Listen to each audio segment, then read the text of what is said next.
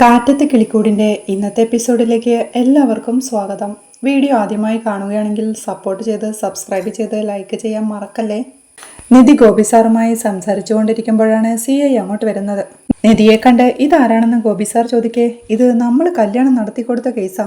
കുറച്ചു മാസം മുമ്പ് തക്കലയിലെ ബിസിനസ്സുകാരന്റെ മകള് കാർ ഡ്രൈവറുടെ കൂടെ ഒളിച്ചോടിപ്പോയ കേസില്ലേ, നമ്മൾ സ്റ്റേഷനിൽ വെച്ച് കല്യാണം നടത്തിയ എന്ന് ഗോപി സാർ പറഞ്ഞു ഓർമ്മിപ്പിക്കേ.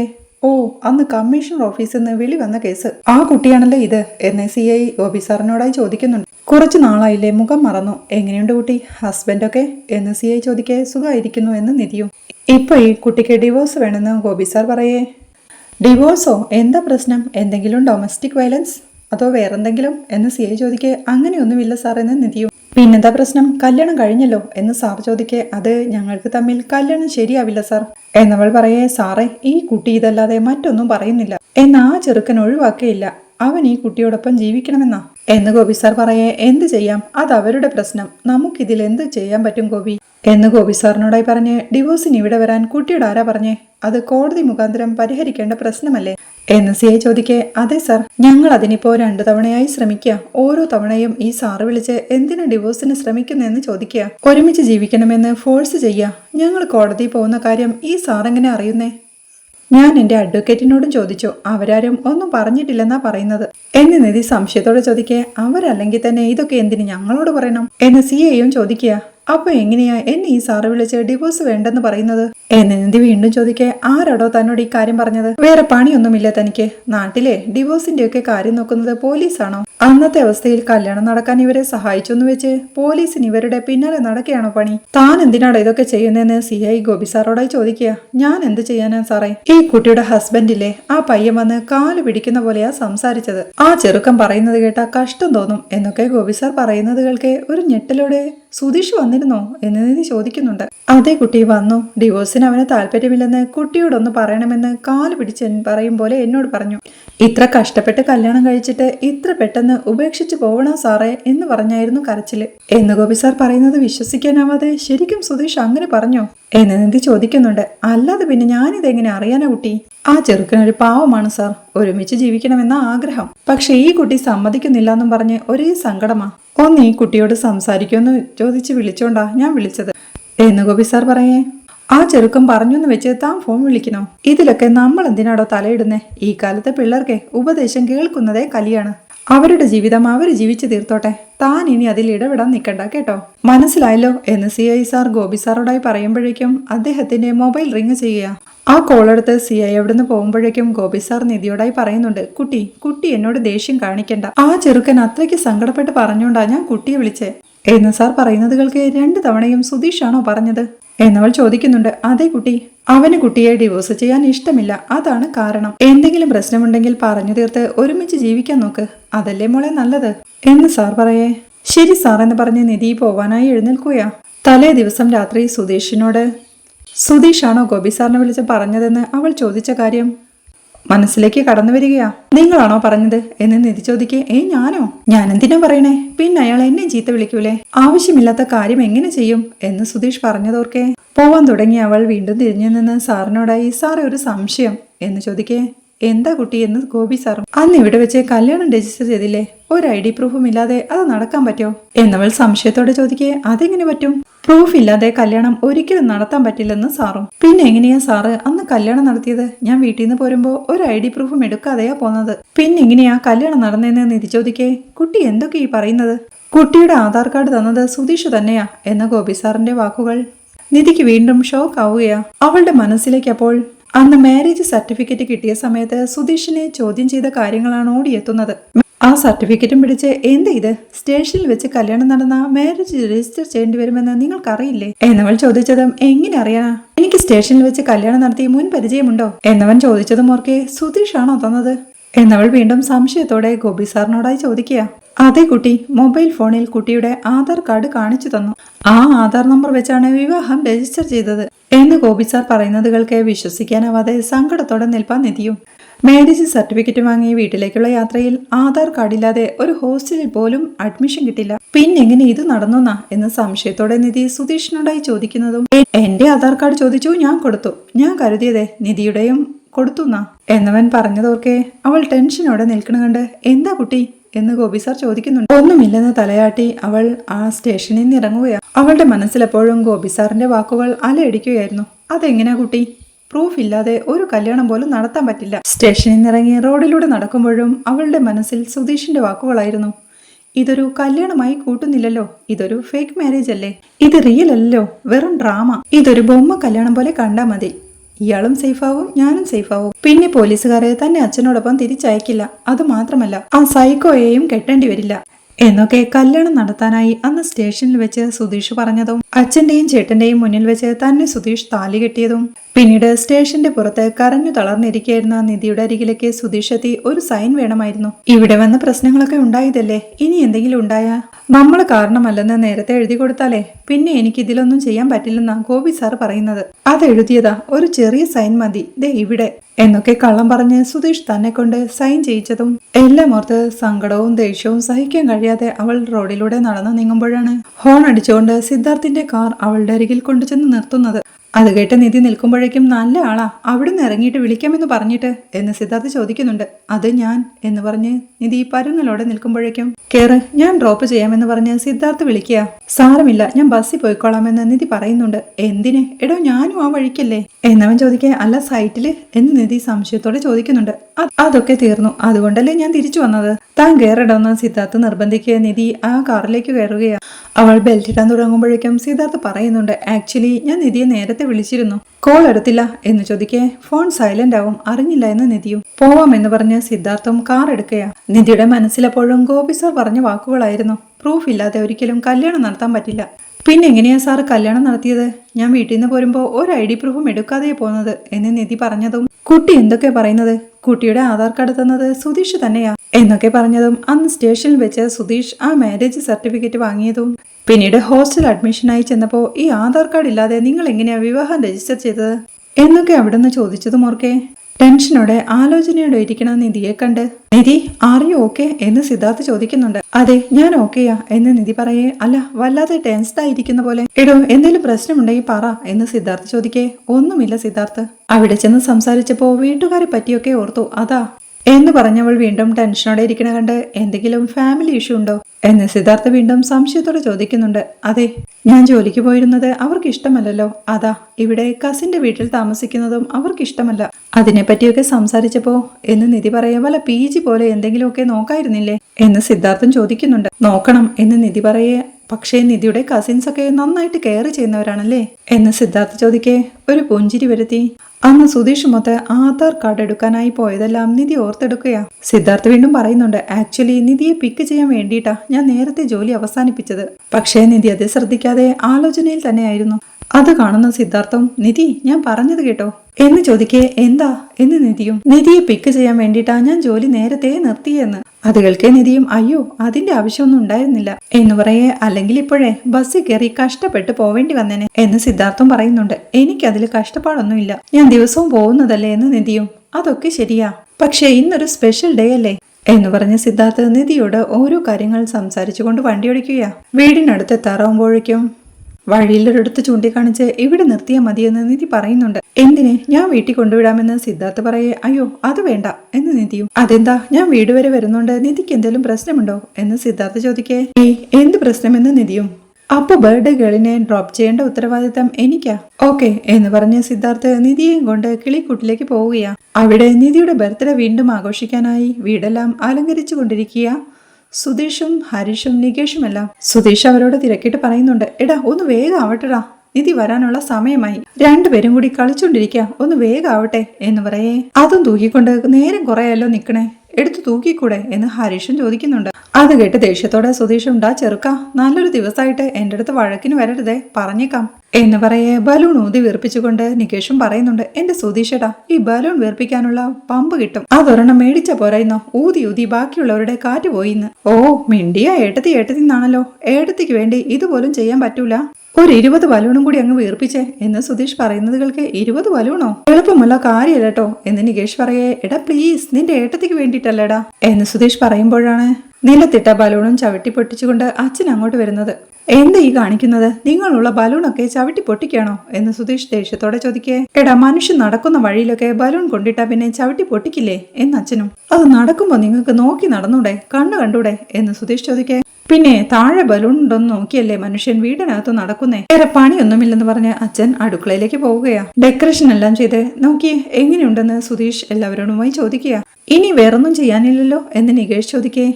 ഇല്ല, വേറൊന്നുമില്ലെന്ന് സുധീഷും. അത് കേൾക്കെ നികേഷും ബാക്കിയുള്ള ബലൂണുകളെല്ലാം പെറുക്കിയെടുത്ത് ഇനി ഇതാ ഈ ബലൂൺ ഒതുക്കോ, എനിക്ക് വയ്യ എന്ന് നികേഷ് പറയേ. ഇവന്റെ കാര്യം ഈ ബലൂൺ ഒന്ന് കെട്ടിവെച്ചെന്ന് സുധീഷും. അത് ചെയ്യാമെന്ന് പറഞ്ഞ് നികേഷും സുധീഷും കൂടി ബലൂൺ കെട്ടി തുടങ്ങുക. അപ്പോഴാണ് സുഭാഷേട്ടൻ അങ്ങോട്ട് വന്ന് ഡെക്കറേഷൻ എല്ലാം കണ്ട് ആഹാ കൊള്ളാലോ, സുഭാഷേട്ടൻ നോക്കിയേ എങ്ങനെയുണ്ട് മൊത്തത്തില് എന്ന് സുധീഷ് ചോദിക്കേ. അടിപൊളിയായിട്ടുണ്ടെന്ന് സുഭാഷേട്ടനും. നോക്കിക്കോ, അവൾ ഇതൊക്കെ കണ്ട് ഷോക്കാവും. അവളുടെ ജീവിതത്തിലെ അവൾ ഇങ്ങനെയൊരു സെലിബ്രേഷൻ ആഘോഷിച്ചിട്ടേ ഇല്ലെന്ന് പറയും എന്ന് സുധീഷ് പറയേ. പിന്നെ 4 തോരണവും കുറച്ച് ബലൂണുകളും കാണുമ്പോഴേക്കും ഏട്ടത്തി അങ്ങോട്ട് ഷോക്കായി ബോധം കെട്ട് വീഴല്ലേ.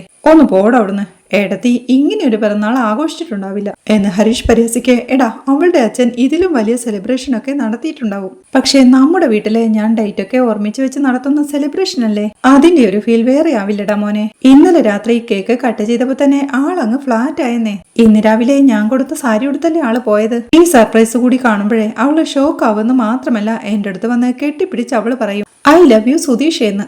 എന്നവൻ നികേഷിനെ കെട്ടിപ്പിടിച്ചു പറയേ. ആ, നിനക്ക് ഷോക്ക് അടിക്കാതിരുന്നാ മതിയെന്ന് സുഭാഷ് ഏട്ടനും. അപ്പോഴേക്കും സിദ്ധാർത്ഥിന്റെ കാർ നിധിയെയും കൊണ്ട് വീടിന്റെ മുറ്റത്തെത്തിയിരുന്നു. കാറിന്റെ ശബ്ദം കേട്ട് വന്നു എന്ന് സുധീഷ് പറയേ. അതാരാ എന്ന് സുഭാഷും ചോദിക്കുന്നുണ്ട്. ഏട്ടത്തി കാറിലാണോ വന്നത് എന്ന് നികേഷ് ചോദിക്കേ. ടാക്സി പിടിച്ചു വന്നതായിരിക്കുമെന്ന് സുധീഷും പറയുന്നുണ്ട്.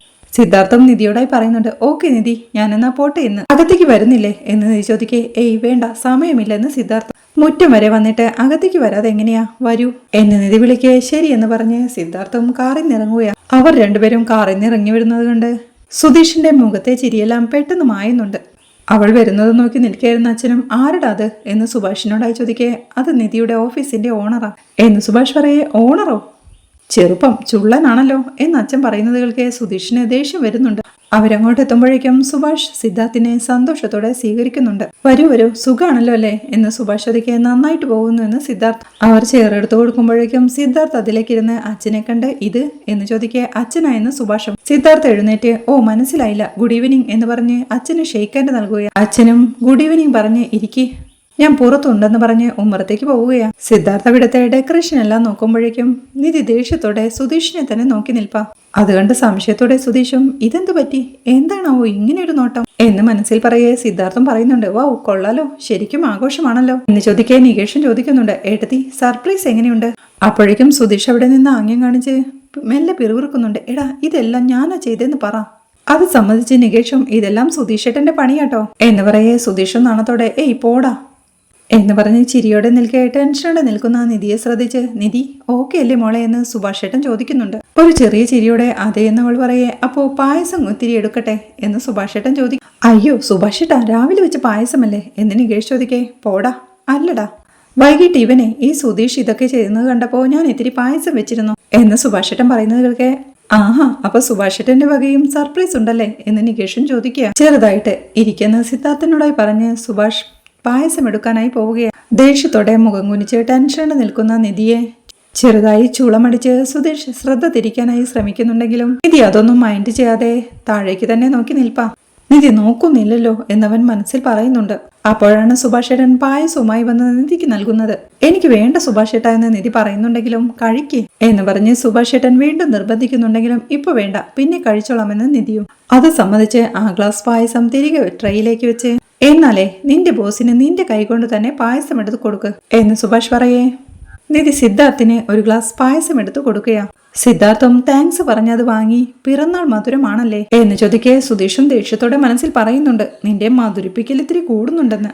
പിന്നീട് അവൻ സന്തോഷത്തോടെ മനസ്സിൽ ഓർക്കുകയാ. അടുത്തത് എനിക്ക് കൊണ്ടുവരുമായിരിക്കും.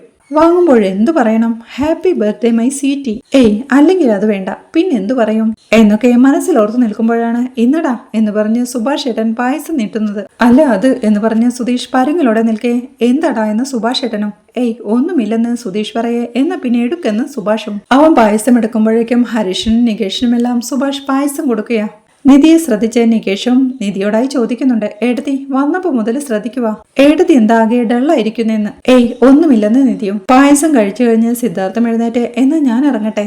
അപ്പൊ ശരിയെന്ന് പറഞ്ഞ് പായസ ഗ്ലാസ് സുഭാഷ് ഏട്ടനെ ഏൽപ്പിച്ച് എല്ലാവരോടും യാത്ര പറഞ്ഞ് നിധിക്ക് ഷെയ്ക്ക് ഹാൻഡ് നൽകി. നിധി എഗെയിൻ ഹാപ്പി ബർത്ത്ഡേ, നാളെ ഓഫീസിൽ വെച്ച് കാണാം. നാളെ ലീവൊന്നും അല്ലല്ലോ അല്ലേ എന്ന് സിദ്ധാർത്ഥ ചോദിക്കെ. അല്ല എന്ന് നിധിയും. എന്നാ ശരി നാളെ കാണാം എന്ന് പറഞ്ഞ് എല്ലാവരോടും ബൈ പറഞ്ഞ് സിദ്ധാർത്ഥ ഇറങ്ങുകയാണ്. നിധി അപ്പോഴും ദേഷ്യത്തോടെയും ടെൻഷനോടെയും മുഖം തിരിച്ചു നിൽക്കുകയായിരുന്നു. സുധീഷ് പ്രണയത്തോടെ നിധി എന്ന് വിളിക്കെ അവൾ ദേഷ്യത്തോടെ അവനെ ഒന്ന് നോക്കുന്നുണ്ട്. അവളുടെ ആ നോട്ടം പന്തിയല്ലെന്ന് കണ്ട് സുധീഷും പരുങ്ങലോടെ നിൽപ്പാം. ദേഷ്യത്തോടെ അവൾ സുധീഷിനെ ഒന്ന് കടുപ്പിച്ചു നോക്കി തന്റെ റൂമിലേക്ക് പോവുകയാണ്. സുധീഷ് പുറകെ പോവാനായി തുടങ്ങുന്നുണ്ടെങ്കിലും സുഭാഷ് അവനെ തടഞ്ഞ് എടാ ശല്യപ്പെടുത്തണ്ട, ചെന്ന് റെസ്റ്റ് എടുക്കട്ടെ, ഇനി ക്ഷീണം കൊണ്ടാണെങ്കിലോ എന്ന് പറഞ്ഞ് സുഭാഷ് ഏട്ടൻ അടുക്കളയിലേക്ക് പോവുകയാണ്. സുധീഷും ആകെ ടെൻഷനോടെ ഡെക്കറേഷൻ എല്ലാം നോക്കി ഇതൊന്നും നോക്കിയത് പോലും ഇല്ലല്ലോ, ഇനി എനിക്ക് തോന്നിയതാണോ എന്നും പറഞ്ഞ് നിൽപ്പാ. പിന്നീട് രാത്രിയാവുമ്പോ നിധി ഹാളിൽ ഇരിക്കുക. സുധീഷ് അവിടെ നികേഷിനെ മാജിക് എല്ലാം കാണിച്ചു കൊടുക്കുക. അപ്പോഴാണ് സുഭാഷ് ഏട്ടൻ അങ്ങോട്ട് വന്ന് എടാ സുധീഷേ ഇതൊക്കെ എടുത്ത് മാറ്റിക്കൂടെ എന്ന് ചോദിക്കുന്നത്. ഇരിക്കട്ടെ സുഭാഷ് ഏട്ടാ, നിധിയുടെ പിറന്നാൾ നമ്മൾ ആഘോഷിച്ചതല്ലേ, ഒരു ദിവസം മുഴുവൻ തോരണവും ബലൂണും ഒക്കെ ഇവിടെ കിടക്കട്ടെ. അല്ല നിധി, ഞാൻ പറഞ്ഞത് ശരിയല്ലേ എന്ന് സുധീഷ് ചോദിക്കുന്നുണ്ടെങ്കിലും നിധി ദേഷ്യത്തോടെ തലയും താഴ്ത്തി ഒരേ ഇരിപ്പാ. എന്തു പറ്റി മോളെ, മോൾക്ക് എന്തെങ്കിലും വേണോ എന്ന് സുഭാഷ് ഏട്ടൻ ചോദിക്കേ. ഏയ് വേണ്ട എന്ന് നിധിയും. ഏടത്തി ആകെ ഡള്ളായിരിക്കുന്നല്ലോ, എന്തു പറ്റി എന്ന് നികേഷ് ചോദിക്കേ. ഏയ് കുഴപ്പമൊന്നുമില്ല എന്ന് നിധിയും. അപ്പോഴാണ് നീതുവിനെയും കൂട്ടി ഹരീഷ് തന്റെ ബൈക്കിൽ അങ്ങോട്ട് വന്നിറങ്ങുന്നത്. എടാ നോക്കിയേ എന്ന് പറഞ്ഞ് സുധീഷ് ആ കാഴ്ച നികേഷിന് കാണിച്ചു കൊടുക്കുന്നുണ്ട്. ഹരീഷ് അവളെ അകത്തേക്ക് കൂട്ടിക്കൊണ്ട് വരുമ്പോഴേക്കും അവളെ സന്തോഷത്തോടെ സ്വീകരിച്ച് സുഖാണോ മോളെ എന്ന് സുഭാഷ് ഏട്ടൻ ചോദിക്കുന്നുണ്ട്. അതെ എന്ന് പറഞ്ഞ് നിധിയുടെ അരികിലേക്ക് ചെന്ന് അവൾക്കൊരു ഗിഫ്റ്റ് നൽകി. Many happy returns of the day എന്ന് പറയേ താങ്ക് യു പറഞ്ഞ് നിധിയും അത് വാങ്ങുകയോ. എന്തിനാ മോളെ ഇതൊക്കെ എന്ന് നിധി ചോദിക്കേ. ഇരിക്കട്ടെ, എനിക്ക് കഴിയുന്ന ഒരു ചെറിയ സമ്മാനമല്ലേ എന്ന് അവൾ പറയേ. ഇരിക്കുന്ന നിധിയും പറയുന്നുണ്ട്. അവൾ ചെയറിലേക്ക് ഇരിക്കുമ്പോഴേക്കും അല്ല നീതു, തന്റെ വീട്ടുകാരിങ്ങോട്ട് പറഞ്ഞയച്ചോ എന്ന് സുധീഷ് ചോദിക്കുന്നുണ്ട്. അതെ, അല്ല വീട്ടിൽ പറഞ്ഞിട്ടാണോ ഇങ്ങോട്ട് പോന്നേ, അവരറിഞ്ഞാ നല്ല ചീത്ത പറയില്ലേ എന്ന് സുഭാഷ് ഏട്ടനും ചോദിക്കുന്നുണ്ട്. ഞാൻ പറഞ്ഞതാ എന്ന് ഹരീഷും പറയുന്നുണ്ട്. ചീത്തയും തല്ലുമൊക്കെ എന്നും പതിവുള്ളതല്ലേ സുഭാഷ് ഏട്ടാ എന്നവൾ പറയേ. എത്ര നിസ്സാരമായിട്ടാ മോൾ ഇത് പറയുന്നത് എന്ന് സുഭാഷ് ഏട്ടനും ചോദിക്കുന്നുണ്ട്. എന്നും ഹരീഷിന്റെ പേര് പറഞ്ഞ് അടി വാങ്ങിയത് ശീലായതുകൊണ്ടായെന്ന് നീതുവും. ഇന്ന് ഞാൻ എന്തായാലും ഇങ്ങോട്ട് വന്നു എന്നറിഞ്ഞ അടി ഉറപ്പാ, പക്ഷെ സാരമില്ല, എന്നായാലും ഇവിടെ വന്ന് താമസിക്കേണ്ട വീടല്ലേ അല്ലേ ഹരീഷേ എന്നവൾ ചോദിക്കുന്നവൾക്ക് സുധീഷും ഒരു ചിരിയോടെ ഹരീഷിനെ നോക്കുകയാ. അപ്പോഴേക്കും നിധിക്കുള്ള ഗിഫ്റ്റുമായി അവിനാശും ചാന്ദിനിയും അങ്ങോട്ട് നടന്നു വരുന്നുണ്ട്. അപ്പോ കല്യാണം കഴിക്കുമെന്ന് ഉറപ്പായി ഇല്ലേ എന്ന് സുധീഷ് നീതുവിനോടായി ചോദിക്കെ. സുധീഷ് ഏട്ടൻ കഷ്ടപ്പെട്ട് ഞങ്ങളെ പിരിച്ചു മാറ്റിയില്ലെങ്കിൽ ഉറപ്പായും കല്യാണം കഴിക്കും എന്ന് നീതുവും. അപ്പോഴാണ് അവിനാശും ചാന്ദിനിയും അങ്ങോട്ട് കയറി വരുന്നത്. അവൾ നിധിയുടെ അരിയിലേക്ക് ചെന്ന് പിറന്നാൾ ആശംസകൾ എന്ന് മലയാളത്തിൽ പറഞ്ഞൊപ്പിച്ച് അവൾക്ക് ഗിഫ്റ്റ് നൽകുകയാണ്. രണ്ടുപേരും ഇരിക്കുന്ന സുഭാഷ് പറയേ. ഞാനിവിടെ നിന്നോളം സുഭാഷ് ഏട്ടാ എന്ന് പറഞ്ഞ് ചാന്ദിനിയോട് ഇരിക്കാനായി പറയുന്നുണ്ട് അവിനാശ്. ചാന്ദിനി നീതുവിന്റെ അരികിലുള്ള ചെയറിലേക്ക് ഇരിക്കുമ്പോഴേക്കും സുഭാഷ് അടുക്കളയിലേക്കായി പോകുന്നുണ്ട്. സബ് അച്ഛാ ഹേ എന്ന് സുധീഷ് ചാന്ദിനിയോടായി ചോദിക്കേ. ആ അച്ഛാ ഹേ എന്ന് ചാന്ദിനിയും. ഇതിനിടയിലും മുഖം കടുപ്പിച്ചു നിൽക്കുന്ന നിധിയെ ശ്രദ്ധിക്കുന്നുണ്ട് സുധീഷ്. സുഭാഷ് അവർക്ക് 3 പേർക്കും ഐസ്ക്രീം കൊണ്ട് കൊടുക്കുമ്പോഴേക്കും അവരും സന്തോഷത്തോടെ കഴിക്കുകയാ. സുധീഷിനെയും ഹരീഷിനെയും നോക്കി നികേഷ് എന്നോ കടുപ്പിച്ച് മൂളുന്നത് കേൾക്കേ. എന്താടാ എന്ന് സുഭാഷ് ഏട്ടൻ ചോദിക്കുന്നുണ്ട്. എല്ലാവരും ഗേൾ ഫ്രണ്ട്സുമായിട്ട് വന്നേക്കണല്ലേ, അടുത്ത ഫംഗ്ഷൻ വരട്ടെ ഞാൻ കാണിച്ചു തരാമെന്ന് നികേഷ് പറയുന്നത് കേൾക്കെ സുഭാഷ് ഏട്ടൻ അവന്റെ ചെവിക്കിട്ട് പിടിക്കുക.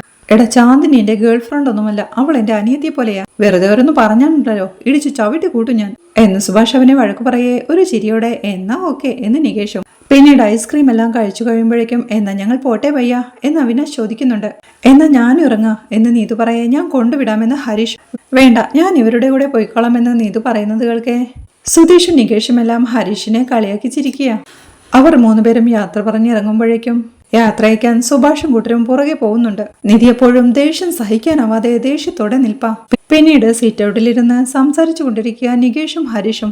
ഹരീഷ് ഏട്ടാ, ആ തോരണങ്ങൾക്ക് മാത്രം 5000 രൂപയാത്രേ എന്ന് നികേഷ് പറയേ. 5000? അപ്പൊ 500 കൊടുത്തിട്ടുണ്ടാവും. ഉള്ളതിന്റെ 10 ഇരട്ടി നുണ, അതാണല്ലോ പുള്ളിയുടെ ഒരു കണക്ക് എന്ന് ഹരീഷ് പറയുന്നത് കേൾക്കെ ചിരിയോടെ അത് ശരിയാണ് എന്ന് നികേഷ് പറയുമ്പോഴാണ് സുധീഷ് അങ്ങോട്ട് വരുന്നത്. സർപ്രൈസ് കൊടുത്ത് ശരിക്കും ടയേർഡായി പോയി മോനെ എന്ന് സുധീഷ് പറയേ. ആദ്യമായിട്ട് ഒരാൾക്ക് വേണ്ടി കാശ് ചെലവാക്കിയതല്ലേ, ക്ഷീണം കാണുമെന്ന് ഹരീഷും. എടാ പരിഹസിക്കാതെടാ എന്ന് പറഞ്ഞ് സുധീഷും അവരുടെ കൂടെ ഇരിക്കുക. എടോ സത്യം പറഞ്ഞതാടോ സുധീഷ് ഏട്ടാ എന്ന് ഹരീഷും. ഇന്നാരും എന്ത് പറഞ്ഞാലും എനിക്ക് ദേഷ്യം വരില്ല, കാരണം എന്താണെന്നറിയോ, ഇന്ന് ഞാൻ വിചാരിച്ചതും വിചാരിക്കാത്തതും നടന്നു. അങ്ങോട്ട് തിരിഞ്ഞ ഒരു സർപ്രൈസ്, ഇങ്ങോട്ട് തിരിഞ്ഞ ഒരു സർപ്രൈസ്. അങ്ങോട്ട് നോക്കിയാലും സർപ്രൈസ്. ഇങ്ങനെ സർപ്രൈസിന് മുകളിൽ സർപ്രൈസ് കൊടുത്ത് ഞാൻ അങ്ങ് അതിശയിപ്പിച്ച് കളഞ്ഞില്ലേ എന്ന് സുധീഷ് സന്തോഷത്തോടെ പറയേ. അപ്പോ അതിശയിപ്പിക്കാൻ ചെയ്തതാണ്, അല്ലാതെ ഉള്ളിന്നൊരു തോന്നലുണ്ടായിട്ട് ചെയ്തതല്ലേ എന്ന് ഹരീഷൻ ചോദിക്കുക. അങ്ങനെ പറയില്ലടാ, അതും ഉള്ളിന്ന് തോന്നിയതുകൊണ്ട് അങ്ങ് ചെയ്തതാടാ. ഇതുകൊണ്ടൊന്നും ആയില്ല മകനെ, ഇനിയും ഒരു സർപ്രൈസ് ബാക്കിയുണ്ട് എന്ന് സുധീഷ് പറയേ. അതെന്ത് സർപ്രൈസ് എന്ന് നികേഷും. അതെ, അവൾക്ക് ഈ നൈറ്റ് ഡ്രൈവ് ഭയങ്കര ഇഷ്ടാ. ഒരു നൈറ്റ് ഡ്രൈവിന് കൊണ്ടുപോവാമെന്ന് കരുതി. ഒരു ലോങ് ഡ്രൈവ് എന്ന് സുധീഷ് പറയെ. നൈറ്റ് ഡ്രൈവ്, അത് ലോങ്. ആഹാ, സുധീഷ് ഏട്ടന്റെ നടക്കാത്ത സുന്ദരമായ സ്വപ്നം എന്ന് ഹരീഷ് പറയുന്നതുകൾക്ക് അവനിട്ടൊന്ന് കൊടുത്തുകൊണ്ട്, നടക്കാത്ത സ്വപ്നോ നീ കണ്ടോടാ എന്ന് സുധീഷും ദേഷ്യത്തോടെ ചോദിക്കുക. എങ്ങനെ നടക്കാനാ? ലൈസൻസ് പോലീസ് സ്റ്റേഷനിലല്ലേ, അവിടെ പോയിട്ട് ചോദിക്കാൻ പറ്റുമോ? എനിക്ക് ഭാര്യയും കൂട്ടി ലോങ് ട്രിപ്പ് പോണം, ഒരു രാത്രിക്ക് ലൈസൻസ് തരുമെന്ന് എന്ന് സുധീഷ് ചോദിക്കേ. അതൊക്കെ ഞാൻ മാനേജ് ചെയ്തോളാം, എന്റെ കയ്യിൽ സോഫ്റ്റ് കോപ്പി ഉണ്ടല്ലോ, അത് വെച്ച് ഞാൻ ഓടിക്കും എന്ന് സുധീഷ് പറയേ. അല്ല, നൈറ്റ് ഡ്രൈവ് മാത്രമാണോ സർപ്രൈസ് എന്ന് നികേഷൻ ചോദിക്കുന്നുണ്ട്. അല്ല, അവിടെയാണ് ഡബിൾ ധമാക്ക. നൈറ്റ് ഡ്രൈവ് എന്ന സർപ്രൈസിന് പോകുമ്പോൾ റിവീൽ ആവുന്നത് മറ്റൊരു സർപ്രൈസ്. അന്ന് ബീച്ചിൽ വെച്ച് പറയാൻ പറ്റാത്ത പ്രണയം ഞാൻ ഇന്ന് പറയും. തേ നോക്കടാ എന്ന് പറഞ്ഞ് സുധീഷ് ആകാശത്തേക്ക് നോക്കേ. എന്താ നോക്കണേ എന്ന് ഹരീഷും. നക്ഷത്രങ്ങളുണ്ടോന്ന് നോക്കിയതാ എന്ന് സുധീഷ് പറയേ. എന്തിന്? മഴ പെയ്യില്ലാന്ന് ഉറപ്പിക്കാനോ എന്ന് ഹരീഷ് ചോദിക്കേ. ഒന്ന് പോടാ അരസിക എന്ന് സുധീഷ് നികേഷിനോടായി. എടാ, ഒന്ന് ആലോചിച്ച് നോക്കിക്കേ, നയന മനോഹരമായ കടൽ തീരം, തിരകൾ വന്ന് തീരത്തെ പുൽകിക്കൊണ്ടിരിക്കുന്ന സമയം, ആകാശത്ത് പൂർണ്ണചന്ദ്രൻ, നിറയെ താരങ്ങൾ. ഒരാളോട് ഐ ലവ് യു എന്ന് പറയുമ്പോൾ ആ സീൻ സെറ്റ് ആയിരിക്കണം, ഓക്കെ എന്ന് സുധീഷ് പറഞ്ഞു നിർത്തേ. അതെ, പെട്ടെന്ന് അന്തരീക്ഷമൊക്കെ മാറി കണ്ണഞ്ചിപ്പിക്കും വിധത്തിൽ ഒരു കൊള്ളിയാൻ മിന്നി. കാതടുപ്പിക്കും വിധം ഇടിമുഴങ്ങിയ ആകാശത്ത് കാർമേഘങ്ങൾ തിങ്ങി നിറയുന്നു. ഘോരമായ പേമാരി. കയറി നീക്കാൻ പോലും ഇടമില്ലാതെ കാമുകന്മാർ തലയിൽ കൈ വെച്ചു പാഞ്ഞു. എങ്ങനെയുണ്ട് എന്റെ ഭാവന എന്ന് ഹരീഷ് ചോദിക്കേ. കളിയാക്കിക്കോടാ, കളിയാക്കിക്കോ. എടാ നീ നോക്കിക്കോ, ഇന്നത്തോടെ എന്റെ വൺ വേ ലവ് ലൈഫിനെ ഞാൻ ഫുൾ സ്റ്റോപ്പ് ഇടാൻ പോവാ എന്ന് സുധീഷ് പറയേ. സൂപ്പർ ഏട്ടാ, ഈ കോൺഫിഡൻസ് ആണ് ഏട്ടന്റെ മെയിൻ സ്ട്രെങ്ത് എന്ന് നികേഷ് അഭിനന്ദിക്കെ. അതെ, എന്ത് വേട്ട വളിയത്തരവും ചെയ്യാൻ മടിയില്ലാത്തത് ഈ കോൺഫിഡൻസ് കൊണ്ടാ എന്ന് ഹരീഷും പറയുന്നുണ്ട്. അപ്പോഴാണ് നിധി അങ്ങോട്ട് ഇറങ്ങി വന്ന് സുധീഷ് എന്ന് വിളിക്കുന്നത്. സുധീഷും സന്തോഷത്തോടെ കൈയുയർത്തി. ഓ എന്തോ എന്ന് ചോദിക്കേ. എന്നെ ഒന്ന് പുറത്തേക്ക് കൂട്ടിക്കൊണ്ടു പോവോ, പറ്റുമോ എന്നവൾ ചോദിക്കുന്നുണ്ട്. സന്തോഷത്തോടെ ഹരീഷിനെയും നികേഷിനെയും മാറി മാറി നോക്കി. എന്താ അങ്ങനെ ചോദിക്കുന്നത്? ഞാൻ റെഡിയാണ് എന്ന് സുധീഷ് വിളിച്ചു പറയേ. ഞാൻ ഫോൺ എടുത്തിട്ട് വരാമെന്ന് പറഞ്ഞ് നിധി അകത്തേക്ക് കയറി പോവുകയാണ്.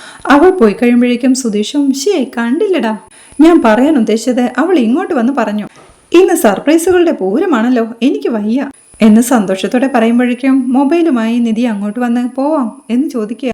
ശരി പോവാം എന്ന് പറഞ്ഞ് ഹരീഷിനോട് സുധീഷ് ചാവി ചോദിക്കുമ്പോഴേക്കും വേണ്ട, ഈ വണ്ടി എടുക്കാമെന്ന് തന്റെ സ്കൂട്ടി ചൂണ്ടി നിധി പറയുക. അവൻ സന്തോഷത്തോടെ അവളുടെ അരികിലേക്ക് ചെന്ന് ഞാനേ താക്കോൽ എടുത്തിട്ട് വരാം എന്ന് പറഞ്ഞ് അകത്തേക്ക് പോകാൻ തുടങ്ങിയ. വേണ്ട, ഞാൻ എടുത്തിട്ടുണ്ടെന്ന് നിധി. അതെയോ, എന്നതാ എന്ന് പറഞ്ഞ് സുധീഷ് കൈനീട്ടുകയാ. വേണ്ട, ഞാൻ ഓടിക്കാം, വാ എന്ന് വിളിച്ച് നിധി മുറ്റത്തേക്ക് ഇറങ്ങുകയാണ്. നിധി സ്കൂട്ടി എടുക്കുമ്പോഴേക്കും സുധീഷും പുറകിലേക്ക് കയറി സന്തോഷത്തോടെ ഹരീഷിനും നികേഷിനും ബൈ പറഞ്ഞു പോവുകയാണ്. നികേഷും ഹരീഷിനോടെ പറയുന്നുണ്ട്. ഹരീഷ് ഏട്ടാ, അവസാനം ഏട്ടത്തിയുടെ സർപ്രൈസിലായിരുന്നു പഞ്ച് അല്ലേ എന്ന്. അതാണ് എനിക്കൊരു ടെൻഷനും എന്ന് ഹരീഷ് പറയേ. എന്തിന് എന്ന് നികേഷും. അറിയില്ല, നോക്കാം എന്ന് പറഞ്ഞ് ഹരീഷ് അകത്തേക്ക് എഴുന്നേറ്റ് പോവുകയാണ്. ഹരീഷിട്ട് എന്തിനാ ടെൻഷൻ എന്ന ആലോചനയോടെ ഇരിപ്പാ നികേഷും. സ്കൂട്ടി ഓടിക്കുന്ന നിധിയോട് സുധീഷും പുറകിലിരുന്ന് പറയുന്നുണ്ട്. അതേ, പേടിക്കാതെ ഓടിച്ചോണം കേട്ടോ, പുറകെ വരുന്നവര് ഹോൺ അടിക്കും, നമ്മൾ സൂക്ഷിച്ച് നമ്മളെ വഴിക്ക് പോണം. ഈ വലത്തെ കണ്ണാടി നോക്കി അങ്ങ് ഓടിച്ചാൽ മതി. ഇപ്പോ പഴയതുപോലെ ഒന്നും അല്ല കേട്ടോ. നിധി നന്നായിട്ട് വണ്ടി ഓടിക്കുന്നുണ്ട്. പഴയൊരു ആട്ടമുണ്ടായിരുന്നല്ലോ, അതൊന്നും ഇപ്പൊ ഇല്ല. ഈ വീട്ടിൽ നിന്ന് ഇറങ്ങുന്ന സമയത്ത് ഞാൻ വണ്ടി എടുത്തോളാമെന്ന് പറഞ്ഞൊരു കോൺഫിഡൻസ് ഇല്ലേ, അതിനാണ് കയ്യടി. പൊളിച്ചു, യു ആർ റിയലി അമേസിങ്. താൻ വാശി കയറിയട്ടെ, എത്ര പെട്ടെന്ന് വണ്ടി ഓടിക്കാൻ പഠിച്ചെന്ന് ആലോചിക്കുമ്പോഴേ സംഭവം തന്നെയാ എന്നൊക്കെ സുധീഷ് ഓരോന്ന് പറയുന്നുണ്ടെങ്കിലും നിധി അതൊന്നും മൈൻഡ് ചെയ്യാതെ ദേഷ്യത്തോടെ വണ്ടി ഓടിക്കുകയാ. പിന്നീട് അവർ ബീച്ചിലെത്തിയിട്ടും നിധി ദേഷ്യത്തോടെ ഒന്നും മിണ്ടാതെ നിൽക്കണം കണ്ട് സുധീഷ് അരികിലേക്ക് ചെന്ന് എന്താ ഇയാളൊന്നും മിണ്ടാത്തത്, അങ്ങോട്ട് പോയി കാര്യം പറഞ്ഞാലോ, എന്ത് പറയുമെന്നാ. നിധി ഐ ലവ് യു എന്ന് പറഞ്ഞാലോ. ഏയ് അത് വേണ്ട നിധി, ആക്ച്വലി അതൊന്നും ശരിയാവില്ല, എന്നെ കല്യാണം കഴിക്കാമെന്ന് ഡയറക്റ്റ് അങ്ങ് ചോദിച്ചാലോ എന്നൊക്കെ മനസ്സിൽ ചിന്തിച്ച് സുധീഷ് നിധിയുടെ പുറകിൽ നിൽക്കുമ്പോഴാണ് അവന്റെ ഉള്ളിലെ സുധീഷ് അങ്ങോട്ട് വന്ന് ഹലോ എന്താണ് പരിപാടി എന്ന് ചിരിയോടെ ചോദിക്കുന്നത്. അത് നിനക്ക് തന്നെ അറിയാലോ എന്ന് സുധീഷും. ഒരിക്കൽ ബീച്ച് വെച്ച് നാണം കെട്ടതാ, അത് ഓർമ്മയുണ്ടല്ലോ എന്നവൻ ചോദിക്കേ. അന്ന് മറ്റൊരാളുടെ കാര്യത്തിന് ഉദാഹരണം പറഞ്ഞെന്നല്ലേ ഉള്ളൂ, ആക്ച്വലി ഞാൻ അവളെ ഇഷ്ടപ്പെടുന്നു പറഞ്ഞിട്ടില്ലല്ലോ, അത് പറഞ്ഞ് അവൾക്ക് അത് മനസ്സിലാവുമെന്ന് സുധീഷും പറയുകയാ. എടാ, അവൾക്ക് ഇഷ്ടപ്പെട്ട് ഇങ്ങോട്ട് വരുന്നത് വരെ കാത്തിരിക്കാനല്ലേ നീ തീരുമാനിച്ചത് എന്നവന്റെ മനസാക്ഷി ചോദിക്കേ അതും കരുതിയിരുന്നാലേ കാത്തിരിക്കത്തേയുള്ളൂ. അല്ലെങ്കിൽ തന്നെ അവളുടെ ഓഫീസിലൊരുത്തൻ അവളെ പിക്കപ്പ് ചെയ്യാനും ഡ്രോപ്പ് ചെയ്യാനും റെഡി ആയിട്ട് നിൽക്കുക അവിടെ. ഇനി ഞാൻ കാത്തിരുന്നാലേ അവൾക്ക് എന്നും ആ കാറിൽ പോയാൽ മതി എന്ന് തോന്നും. അവൾക്ക് എന്നോട് നാച്ചുറലായി ഇഷ്ടം വന്നോട്ടെന്ന് കരുതി ഞാൻ ഗ്യാപ്പിട്ട് നിന്നാലേ ആ ഗ്യാപ്പിൽ അവൻ വന്ന് ഫില്ല് ചെയ്യുമെന്നേ. അത് ഉറപ്പാ. നിധിയുടെ കല്യാണം നടക്കാതിരിക്കാൻ ഞാൻ കളിച്ച കളി പോലെ അവൻ എന്തെങ്കിലും ഒരു കളി കളിച്ചാൽ അവസാനം നഷ്ടം എനിക്കല്ലേ. അവനാണെങ്കിൽ വിദ്യാഭ്യാസമുണ്ട്, കാശുണ്ട്, കമ്പനിയുണ്ട്, കാറുണ്ട്. എനിക്കെന്ത് കോപ്പുണ്ടായിട്ടാ. പോരാത്തതിന് ഒടുക്കത്തെ ഇംഗ്ലീഷും. ഇതൊക്കെ കണ്ട് അവൾ അങ്ങ് ഇംപ്രസ് ആയാലേ മണ്ണും ചാരി നിന്നവൻ പെണ്ണും കൊണ്ടുപോയി എന്ന് പറഞ്ഞ പോലെ ഞാനത് തോമസ് ഏട്ടനുമായി ഷെയർ ചെയ്ത് നിൽക്കേണ്ടി വരുമെന്നേ. അതുകൊണ്ട് നേരത്തെ നമ്മുടെ കാര്യം പറയുന്നതല്ലേ നല്ലത് എന്ന് സുധീഷ് ചോദിക്കേ. അപ്പോ നീ പറയാൻ തീരുമാനിച്ചു അല്ലേ എന്നവന്റെ മനസാക്ഷിയും ചോദിക്കേ. യെസ്, ആദ്യം ഞാൻ ഇഷ്ടം എന്താണെന്ന് പറയും, റിയാക്ഷൻ എന്താണെന്ന് അറിഞ്ഞിട്ട് നമുക്ക് ബാക്കി നോക്കാം എന്ന് സുധീഷ് പറയേ. എടാ, അന്ന് നിന്റെ ഫ്രണ്ട് സതീഷിന്റെ അടുത്ത് നിധി പറഞ്ഞത് ഓർമ്മയുണ്ടല്ലോ എന്നവന്റെ മനസാക്ഷി ചോദിക്കേ. എടാ, ഒരു നല്ല കാര്യം ചെയ്യാൻ പോകുന്ന സമയത്ത് നീ എന്നെ പേടിപ്പിക്കല്ലേ സുധീഷേ. ഈ പറയാത്ത പ്രേമം പാടാത്ത പാട്ട് പോലെയാണ്, അതിനൊട്ടും റിസൾട്ട് ഉണ്ടാവില്ല എന്നും നമ്മൾ ഗ്യാലറിയിൽ നോക്കിയിരിക്കേണ്ടി വരും, മനസ്സിലായോ എന്ന് സുധീഷ് ചോദിക്കേ. എന്നാ ശരി മോൻ ചെല്ലേ എന്ന് മനസാക്ഷി പറയേ. Thank you, best wishes myself എന്ന് പറഞ്ഞ സുധീഷ് നിധിയുടെ അരിയിലേക്ക് ചെല്ലുകയാ. അവനും നിധിയോട് പ്രണയം തുറന്നു പറയുന്നത് മനസ്സിലോർക്കുകയാ. നാണത്തോടെ പുറംതിരിഞ്ഞ് കടലും നോക്കി നിൽക്കുന്ന നിധിയുടെ അരികിലേക്ക് ഒരു റോസാപ്പൂവും പുറകിൽ പിടിച്ച് സുധീഷ് ചെല്ലുന്നു. നിധി ഹാപ്പി ബർത്ത്ഡേ എന്നവൻ പറയുന്നത് കേൾക്കെ നിധി പുഞ്ചിരിയോടെ അവനെ നോക്കുന്നതും ആ റോസാപ്പൂക്കൾ അവളുടെ നേരെ നീട്ടി I love you Nidhi, I want to marry you എന്ന് പറഞ്ഞവൻ അവളുടെ മുന്നിൽ ആ റോസാപ്പൂക്കളുമായി മുട്ടുകുത്തിയിരുന്ന് വിൽ യു മാരി മീ എന്ന് സുധീഷ് സന്തോഷത്തോടെ ചോദിക്കുന്നതും നിധിയും ഒരു പുഞ്ചിരിയോടെയും പ്രണയത്തോടെയും ആ റോസാപ്പൂക്കൾ വാങ്ങിക്കുന്നതും എല്ലാം ഓർക്കെ യെസ് സക്സസ് എന്ന് പറഞ്ഞ് സുധീഷ് ആർത്തു വിളിക്കുക. പെട്ടെന്ന് ഓർമ്മയിൽ നിന്നുണർന്ന അവനും ഒരു ബൊക്കറ്റ് കൂടി വാങ്ങിച്ചു വെക്കായിരുന്നു. വേണ്ട പോട്ടെ എന്ന് പറഞ്ഞ് ദേഷ്യത്തോടെ കടൽ നോക്കി നിൽക്കായിരുന്ന നിധിയുടെ അരികിലേക്ക് ചെന്ന് നിധി എന്ന് വിളിക്കുക. അവൾ അവനെ തിരിഞ്ഞു നോക്കുമ്പോഴേക്കും എനിക്ക് ഇയാളോട് എന്ന് സുധീഷ് പറഞ്ഞു തുടങ്ങുമ്പോഴേക്കും നിധി തടഞ്ഞ് എനിക്ക് ഇയാളോട് പ്രധാനപ്പെട്ട ഒരു കാര്യം പറയാനുണ്ട്, അതാ കൂട്ടിക്കൊണ്ടു വന്നതെന്ന് നിധിയും ദേഷ്യത്തോടെ പറയുക. സുധീഷും ചിരിയോടെ മനസ്സിലോർക്കുന്നുണ്ട്. എന്റെ ജോലി എളുപ്പമാക്കാനായിട്ട് ഇവളെന്നെ പ്രപ്പോസ് ചെയ്യാൻ പോവാണോ? കൊള്ളാലോ, മനസ്സിലായി. സർപ്രൈസ് എനിക്ക് തിരിച്ചു തരാൻ നോക്കുക. ഞാൻ ഞെട്ടിയതുപോലെ അഭിനയിച്ചേക്കാം എന്ന് മനസ്സിൽ പറഞ്ഞ് പറഞ്ഞോളൂ എന്ന് നിധിയോടായി പറയേ. നിങ്ങൾ എന്തോ പറയാൻ വന്നില്ലേ, അത് പറഞ്ഞോളൂ എന്ന് നിധിയും. അത് വേണ്ട, നിധി തന്നെ പറഞ്ഞോളൂ, ലേഡീസ് ഫസ്റ്റ് എന്നാണല്ലോ എന്ന് സുധീഷ് പറയേ. അത് കാര്യമാക്കണ്ട, ഞാൻ രണ്ടാമത് പറയാം, നിങ്ങൾ ആദ്യം പറ എന്ന് നിധിയും. അല്ല, ഞാൻ തന്നെ ആദ്യം പറയണോ എന്ന് സുധീഷ് ചോദിക്കേ. വേണം എന്ന് നിധിയും. ദേ ഞാൻ പറയുവേ എന്ന് സന്തോഷം അടക്കാൻ കഴിയാതെ സുധീഷ് പറയേ. പറയണം എന്ന് സ്ട്രിക്റ്റ് ആയി നിധിയും. അത് എന്ന് പറഞ്ഞ് സുധീഷ് പരുങ്ങളോടെ നിൽക്കേ. എടാ സുധീഷേ, ഇനിയും കാത്തു നിന്ന് സമയം ഒട്ടും കിട്ടില്ല, പറ, വേഗം പറ എന്ന് മനസ്സിൽ ധൈര്യം പകർന്ന് നെർവസായി നിധിയെ നോക്കിക്കൊണ്ട് അത് എനിക്ക് നിധി ഒരുപാട് ഇഷ്ടമാ എന്ന് പറഞ്ഞവൻ സന്തോഷത്തോടെ ചിരിയോടെ അവളെ നോക്കി നിൽക്കേ. നിധി ദേഷ്യത്തോടെ നോക്കുന്നത് കണ്ട് ഇവളെന്താ ഞെട്ടാത്തത്, ഇനിയൊരു പക്ഷേ ഇത് പ്രതീക്ഷിച്ചതായിരിക്കുമോ എന്ന് മനസ്സിൽ ചിന്തിച്ച് ഞാൻ മുഴുവനും പറയട്ടെ എന്ന് സുധീഷ് ചോദിക്കുന്നുണ്ട്. പറയണം, ഇനി എന്തിനു ബാക്കി വെക്കണമെന്ന് നിധിയും. സുധീഷ് കടലിലേക്ക് നോക്കിക്കൊണ്ട് നെർവസായി പറയുന്നുണ്ട്. നിധിയെ ഞാൻ ആദ്യം കാണുന്നത് ഈ നഗരത്തിൽ വെച്ചാ. നിധിക്ക് അത് ഓർമ്മയുണ്ടോന്ന് പോലും എനിക്കറിഞ്ഞൂടാ. ഒരു ദിവസം നിധി വന്ന കാറും എന്റെ ടാക്സിയും തമ്മിൽ വഴിയിൽ ഇടിച്ചില്ലെന്ന രീതിയിൽ വഴിയിലൊന്ന് കോർത്തു. നിധിയുടെ കാർ ഓടിച്ചിരുന്നതേ അവനായിരുന്നു, ആ ഓസ്ട്രേലിയൻ കങ്കാരു. അവനും ഞാനും തമ്മിൽ അന്ന് വഴക്കിട്ടു. പക്ഷേ നിധി അന്ന് എന്റെ സൈഡിലാ നിന്നത്. തെറ്റായിട്ട് ഓടിച്ചത് അവനാണെന്ന് നിധി പറഞ്ഞ ആ നിമിഷമുണ്ടല്ലോ, ആ നിമിഷം ശരിക്കും ഇയാളെ ഞാൻ ഇഷ്ടപ്പെട്ടു പോയി. അതിനുശേഷം നമ്മൾ തമ്മിൽ കാണുമെന്ന് ഞാൻ ഒരിക്കലും വിചാരിച്ചില്ല നിധി. പക്ഷേ വിധി നമ്മളെ വീണ്ടും ഒന്നിപ്പിച്ചു. ഇയാൾക്ക് വേണ്ടി നിശ്ചയിച്ച കല്യാണത്തിൽ നിന്ന് രക്ഷപ്പെടാൻ തിരുവനന്തപുരത്തേക്ക് ഇയാളെയും കൂട്ടിക്കൊണ്ടു വരുമ്പോഴും ഇയാളെ വിവാഹം കഴിക്കണമെന്ന ഉദ്ദേശമൊന്നും എനിക്കുണ്ടായിരുന്നില്ല. പക്ഷെ നമ്മുടെ അവസ്ഥ നമ്മളെ വിവാഹത്തിലേക്ക് കൊണ്ടെത്തിച്ചു. പിന്നെ ഇയാളെ വീട്ടിലെത്തി. നിധി വീട്ടിൽ കഴിഞ്ഞ ഓരോ നിമിഷവും എനിക്ക് എന്ത് സന്തോഷമായിരുന്നു എന്നറിയാം. വീട്ടിലേക്ക് വരുന്നത് ഇഷ്ടമില്ലാതിരുന്ന എനിക്ക് തന്നെ കാണാൻ മാത്രം വീട്ടിലേക്ക് വരണമെന്ന് തോന്നി. വീട്ടില് താൻ പെരുമാറുന്ന രീതി, അവര് തിരിച്ച് തന്നെ സ്നേഹിക്കുന്ന വിധം എല്ലാം കണ്ടപ്പോ ഞാൻ ശരിക്കും ഹാപ്പി ആയിപ്പോയി. പിന്നെ ഇത്രയും സ്നേഹമുള്ള ഒരാള് ജീവിതത്തിൽ നിന്ന് മിസ് ആവരുതെന്ന് തോന്നി. നിധി ഡിവോഴ്സ് ആവശ്യപ്പെട്ടപ്പോ ഞാൻ എത്രമാത്രം വിഷമിച്ചു എന്നറിയൂ. ഡിവോഴ്സ് കിട്ടിയാൽ നമുക്ക് രണ്ടുപേർക്കും ഈ കുരുക്കിന്ന് രക്ഷപ്പെടാം, സന്തോഷമായിട്ട് രണ്ടുപേർക്കും ഇനിയുള്ള കാലം ജീവിക്കാന്നൊക്കെ നിധി പറയാറില്ല. എന്നെ സംബന്ധിച്ചിടത്തോളം അതങ്ങനല്ല നിധി, അതില് ഒരു സന്തോഷവും എനിക്കുണ്ടാവാൻ പോകുന്നില്ല എന്നൊക്കെ സുധീഷ് പറയുന്നത് കേൾക്കെ ദേഷ്യത്തോടെ അവനെ തന്നെ നോക്കി നിൽക്കുന്ന നിധിയെ കാണിക്കുന്നിടത്താണ് ഈ എപ്പിസോഡ് അവസാനിക്കുന്നത്. സുധീഷിന്റെ കള്ളങ്ങളെല്ലാം പൊളിച്ചടുക്കി നിധി അവനോട് പൊട്ടിത്തെറിക്കുന്നതാണ് നാളത്തെ എപ്പിസോഡിലെ വിശേഷങ്ങൾ. വീഡിയോ ഇഷ്ടമായാൽ സപ്പോർട്ട് ചെയ്ത് സബ്സ്ക്രൈബ് ചെയ്ത് ലൈക്ക് ചെയ്യാൻ മറക്കല്ലേ.